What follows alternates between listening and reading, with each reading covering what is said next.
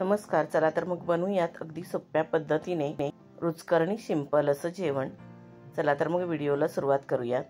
सर्वात आधी मी गॅसवरती भात बनवायला ठेवलाय आणि आता कुकरला डाळ लावून घेते. तर मी इथे 1.5 वाटी मिक्स डाळ घेतलेली आहे, तुरीची आणि मुगाची. एक कांदा चिरून घेते.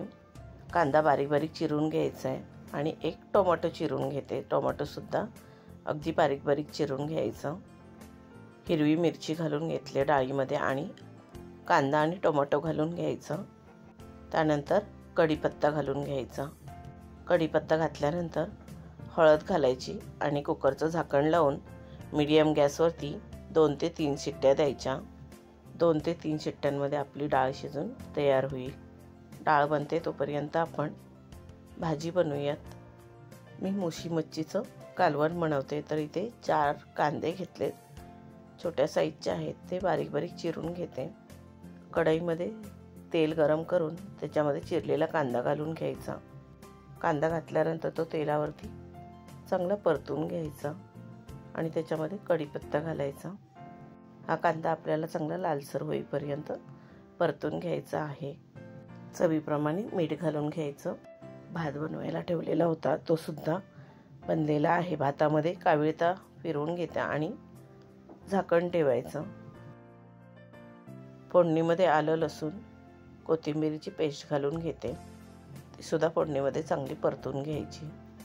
हे सर्व परतल्यानंतर चिरलेले टोमॅटो घालून घ्यायचे. मी इथे 3 छोट्या आकाराचे टोमॅटो घेतलेत, ते घालून घेते. टोमॅटोसुद्धा फोडणीमध्ये चांगलं परतून घ्यायचं आणि मसाले घालायचे. हळदी पावडर, 1.5 चमचा मालवणी मसाला, 1 चमचा धणे पावडर आणि 1 चमचा गरम मसाला.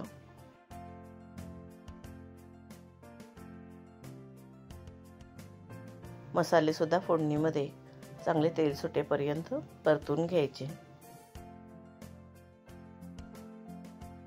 ही मुशी मच्छी आहे, तर मच्छीला मी हळद आणि लिंबू लावून ठेवलेलं होतं. आमच्याकडे या मच्छीला मुशी मच्छी म्हणतात. तुमच्याकडे काय म्हणतात ते नक्की सांगा.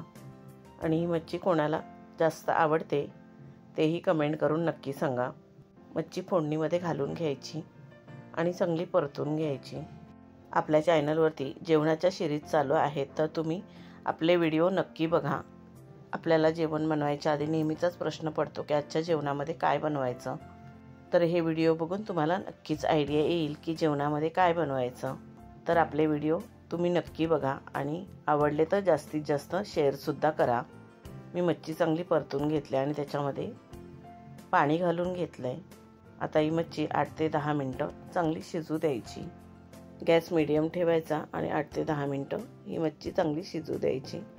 मच्छी शिजते तोपर्यंत मी भाकरी भाजून घेते. मी तांदळाची भाकरी भाजते. मच्छीबरोबर तांदळाची भाकरी फारच छान लागते. आमच्याकडे कोकणामध्ये सकाळच्या न्याहारीलाच तांदळाची भाकरी, नाचण्याची भाकरी, त्याच्याबरोबर भाजलेला जवळा किंवा ओली मच्छी भाजी असं असतं.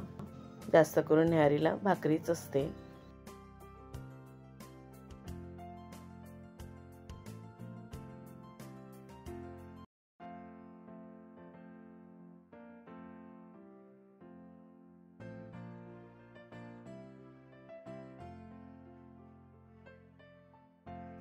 मच्छीला मस्त उकळी आलेली आहे. मी परत एकदा मिक्स करून घेते. भाकरीचा असा गोल उंडा करायचा आणि साईडने गोल गोल पाणी लावायचं, म्हणजे भाकरी थापताना फुटत नाही. थोडं पीठ घालून भाकरी थापून घ्यायची.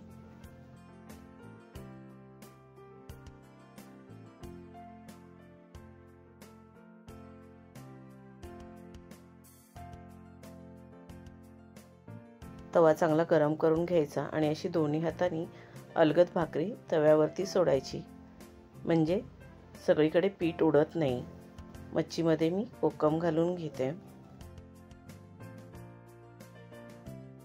थोडीशी 2-3 मिनटं एक साईडने भाकरी शेकली की त्याच्यानंतर वरून पाणी लावून घ्यायचं आणि पाणी थोडं सुकत आलं की त्याच्यानंतर भाकरी पलटी करून घ्यायची, म्हणजे भाकरी पिटलत नाही.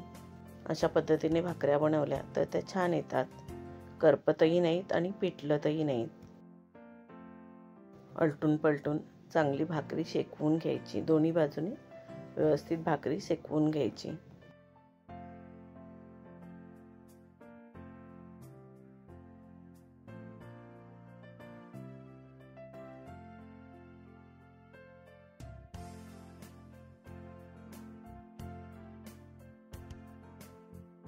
आपली मच्छी सुद्धा बनलेली आहे, तर मी गॅस बंद करून घेते।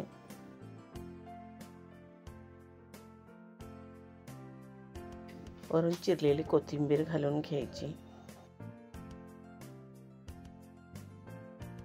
डाळ सुद्धा बनलेली आहे। कुकर थोडा थंड झाला तर मी झाकण काढून घेतलंय आणि डाळ मिक्स करून घ्यायची। आपल्याला जेवढं पातळ घट्ट पाहिजे त्याप्रमाणे पाणी घालायचं। तडका पॅनमध्ये मी थोडं तेल घालून घेते। तेल गरम झालं की 1 चमचा राई घालायची आणि राई थोडी तडतडली की जिरं घालून घ्यायचं। थोडं हिंग घालायचं।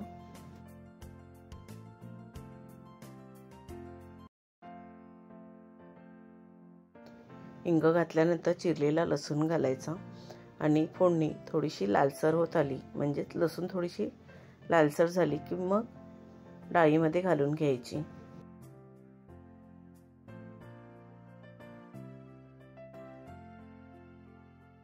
गरम गरम फोडणी डाळीमध्ये घालून घ्यायची आणि त्याच भांड्यामध्ये थोडं पाणी घालून मी पाणी घातलेलं आहे।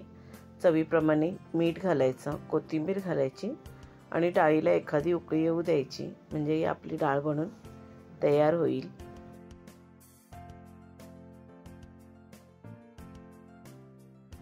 मुशी मच्छीचा मस्त घट्टसर रस्सा बनून तयार झालेला आहे।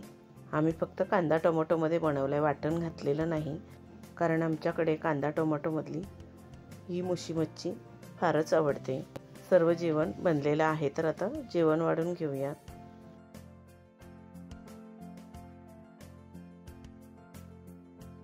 आपल्या जेवणाच्या सिरीज चालू आहेत, तर तुम्ही आपले व्हिडिओ नक्की बघा आणि जास्तीत जास्त शेअर सुद्धा करा।